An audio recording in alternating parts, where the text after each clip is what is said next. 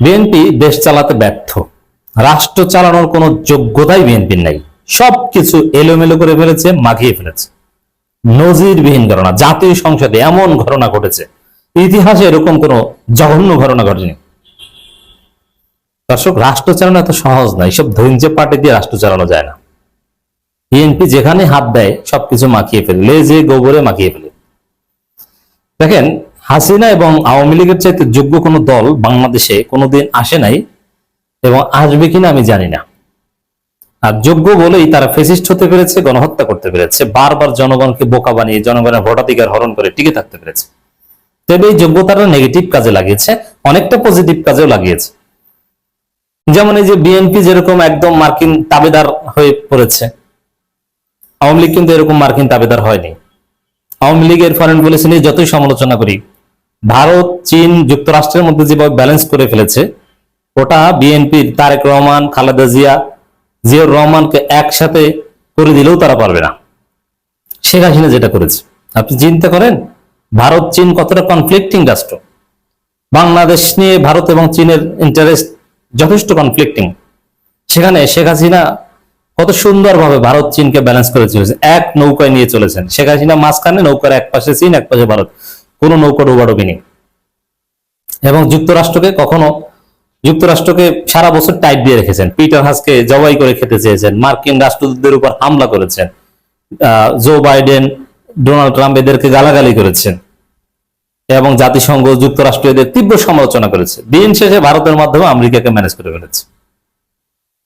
এই যে চালাকি, এই যে যোগ্যতা, এটা জিয়াউর রহমান, খালেদা জিয়া কবর থেকে উঠেও পারবে না, যেটা অনলি শেখ হাসিনা পেরেছে। এবং রাশাকে কিভাবে কাজে লাগিয়েছে, সত্যিকার অর্থে অসাধারণ।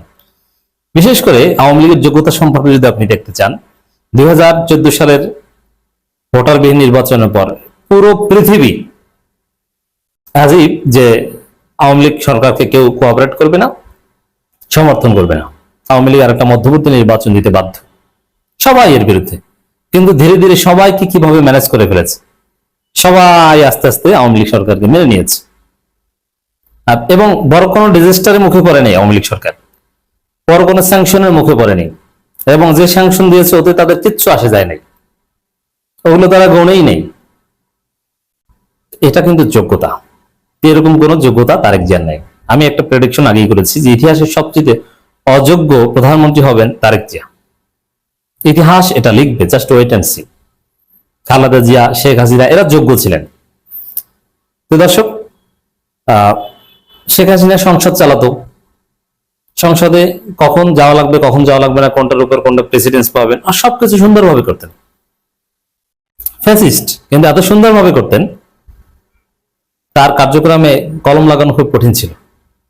দুর্নীতি করতেন, চুরি করতেন, লুটপাট করতেন, অর্থ পাচার করতেন, এমন ভাবে করতেন ধরা খুব কঠিন ছিল। এসালামের মাধ্যমে ব্যাংক লুটপাট করিয়েছেন, ব্যাংক ডাকাতি করেছেন, কিন্তু কেউ কিছু করতে পারেনি। হ্যাঁ, চূড়ান্ত ভাবে যখন সব গিয়েছে তখন গিয়েছে, তার আগে আলাদাভাবে কিছু করতে পারেনি। আবার যখন বেয়াদব বা আওয়ামী লীগের কাউকে সাইজ করতে চেয়েছে, করেছে। আওয়ামী লীগের এমপি মন্ত্রীকে অনেক ক্ষেত্রে নিজেরাই খেয়ে দিয়েছে, সেই সম্রাটকে খেয়ে দিয়েছে, জি কে শামীম, এরকম আর অনেককে খেয়ে দিয়েছে। এবং বিএনপির অনেককে, আসলাম চৌধুরীকে যতদিন ইচ্ছা ততদিন জেলে রেখেছে, কিছু করার নেই। কেউ আসলাম চৌধুরীকে বের করতে পারেনি। জামাত নেতাদের ফাঁসি দিয়েছে, জাতিসংঘের মহাসচিব বারাক ওবামা নিষেধ করেছে, তারপর দিয়েছে। এটা কিন্তু যোগ্যতা। আর বিএনপি এমন একটা ধৈর্য সরকার, তার সংসদটা ঠিক মতো চালাতে পারে না। দর্শক, কি অদ্ভুত দেখেন, হঠাৎ স্পিকার বললেন যে এখন বক্তব্য রাখবেন মাননীয় সংসদ সদস্য লুৎফুজ্জামান বাবর। লুৎফুজ্জামান বাবর দাঁড়িয়ে বলেন, মাননীয় স্পিকার, আমি তো আজকে বক্তব্য দিতে চাইনি। আর স্পিকার চিফ হুইপকে বলেন, মাননীয় চিফ হুইপ আপনি বলেন। মানে এই যে কে বক্তব্য দিবে কি, এগুলো সব চিফ হুইপ ঠিক করে দেয়। এমনকি কত মিনিট কি, এগুলো বেসিক্যালি চিফ হুইপ, বিরোধী চিফ হুইপ সবাই মিলে তালিকাটা দেওয়া হয়, উপস্থিতভাবে দেওয়া হয়, আগেও দেওয়া হয়। এবং সময়টা চাইলে স্পিকার কিছুটা কম বেশি করতে পারেন। তো দর্শক, লুৎফুজ্জামান বাবর বক্তব্য দিলেন না এবং চিফ হুইপ বলেছেন যে হ্যাঁ, তার সাথে আমি কথা বলিনি, কিন্তু হুইপ বলেছে। লুৎফুজ্জামান বাবর বলে, আমার সাথে কেউ যোগাযোগ করেনি।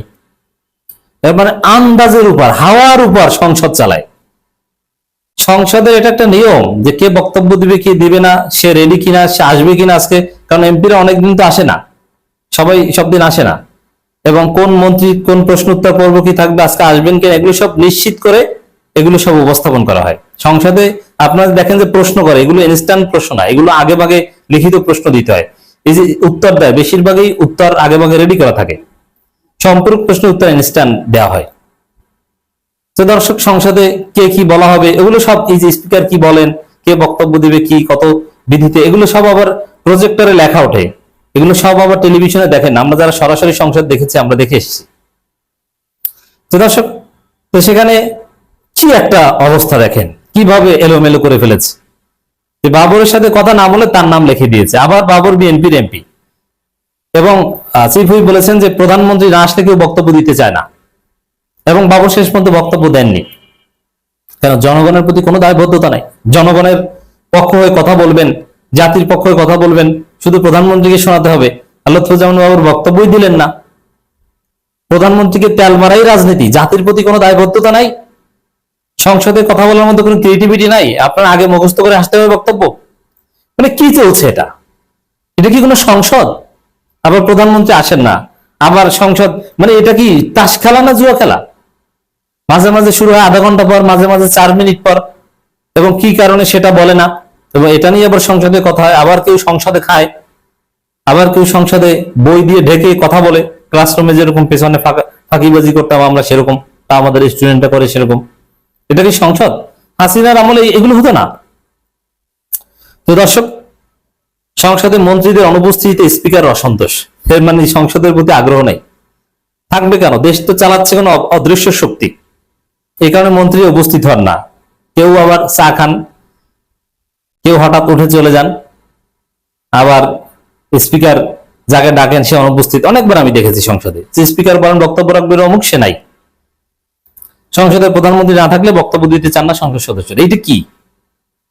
এটা কি কোনো রাজনীতি? এটাকে দেশ চালানো বলে?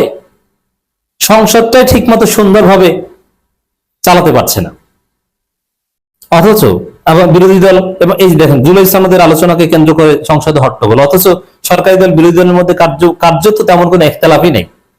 এবং জামাতের মতো নিরীহ বিরোধী দল ইতিহাসে কখনো আসেনি, আর আসবে কিনা সন্দেহ আছে। জামাত ভবিষ্যতে বিরোধী দল হলেও জামাত অনেক গাদ্দার হবে।